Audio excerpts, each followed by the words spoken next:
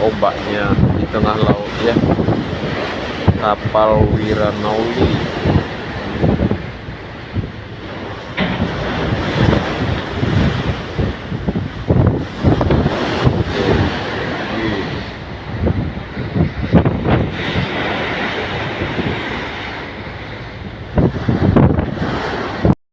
Ya, selamat malam guys, selamat dari kapal Wiranauli guys. Saya mau bercerita dulu guys tentang bagian kapal ini guys, karena ada anak putra saya 2 orang jadi pendidikan di dunia pelayaran guys, dan saya baru pikir-pikir jadi seorang pilot ini ya begini loh guys ya, yang dihadapin oleh ombak laut gitu ya, ombak laut, dan bisa resikonya besar guys, resikonya besar. Kenapa saya bilang ya, seperti yang kita dengar yang sudah berlalu, ada kapalnya tenggelam, ada kapalnya terbakar. Dan menurut saya gimana supaya kapal itu nggak bisa tenggelam gitu, nggak bisa tenggelam, nggak bisa terbakar. Kalau soal terbakar itu masalah bagian mesin ya, menurut saya bagian resiko lainnya seperti tenggelam apabila ada badai besar. Gimana supaya kapal itu bisa selamat, dan apalagi penumpangnya, manusianya di atas ya kan. Menurut saya apa, satu-satunya untuk penyelamatan manusia dulu harus diperbanyak pelampung atau alat bantuan seperti skoci atau perahu karet gitu guys ya kan. Tentu kalau banyak perahu karetnya disediakan di atas kapal ya tentu penumpangnya bisa selamat guys. Apalagi kalau kapal penumpang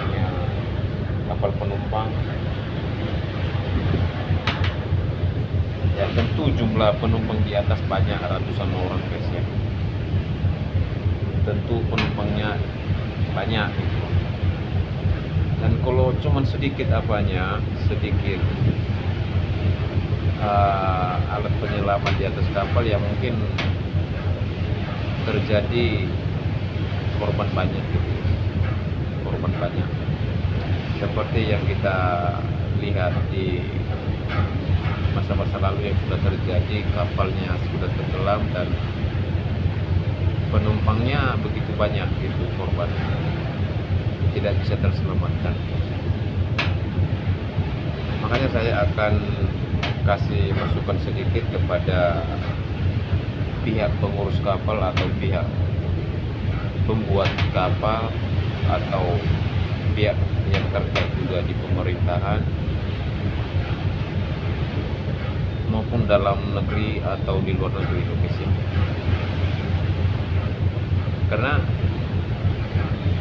bukan hanya sekali, 2 kali, 3 kali atau berapa kali terjadi resiko atau kecelakaan mengenai kapal laut ini guys ya. Karena saya prihatin banget gitu ya, karena juga anak saya juga jadi pelaut pelayaran, makanya saya kasih masukan sedikit gitu guys. Menurut saya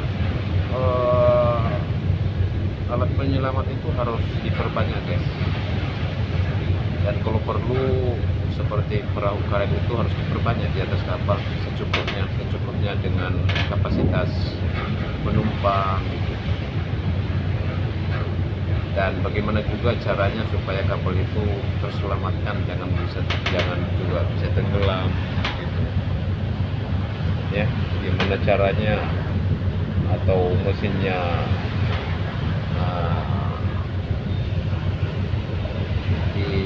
dimodifikasi atau dikasih seperti sayap di sebelah kanan atau sebelah kiri kan gitu, supaya kalau contohnya ada badai besar kan sayapnya itu turun sehingga kapalnya nggak bisa tenggelam gitu, atau dibuat seperti sayap karet gitu ya kan.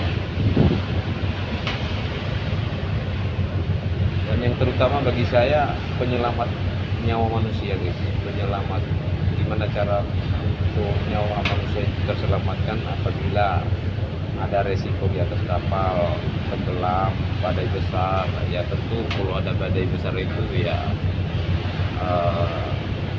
besar resikonya, ya bisa-bisa ya terjadi yang tidak kita inginkan.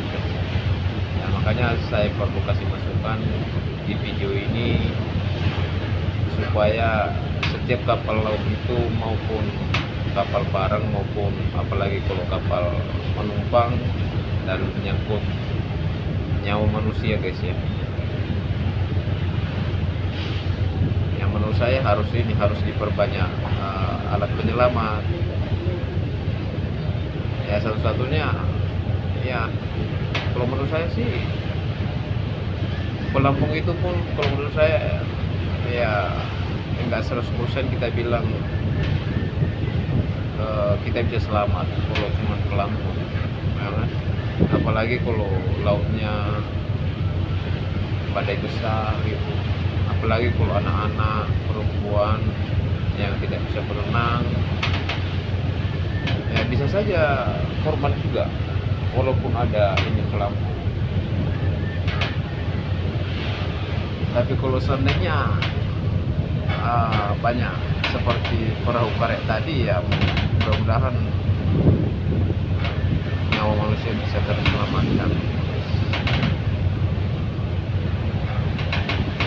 Yang mudah-mudahan lah video ini bisa jadi motivasi bagi pecinta kapal atau bagi yang terkait, bagi pengurus kapal, bagi bagian kapal lah, bagian pelaut lah maksudnya, maritim gitu ya. Oke teman-teman, makasih banyak ya, biarpun hanya sedikit ini cerita saya dan bisa menjadi sebuah cari solusi gitu ya, cari solusi bagian pelaut atau bagian kapal atau bagian penyediaan penyelamat awak kapal ya, intinya penyelamat nyawa manusia penumpang di atas kapal. Oke, terima kasih. Salam dari saya dari channel Enjoy Nias. Jangan lupa di subscribe ya. Yahoo.